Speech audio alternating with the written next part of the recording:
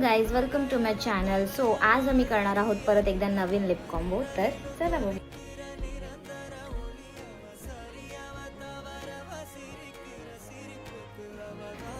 हा lip liner मार्सचा आहे. Shade number deep down 02. So I am using insight lip cream. So here it is, inside lip cream in the shade of Freya 7.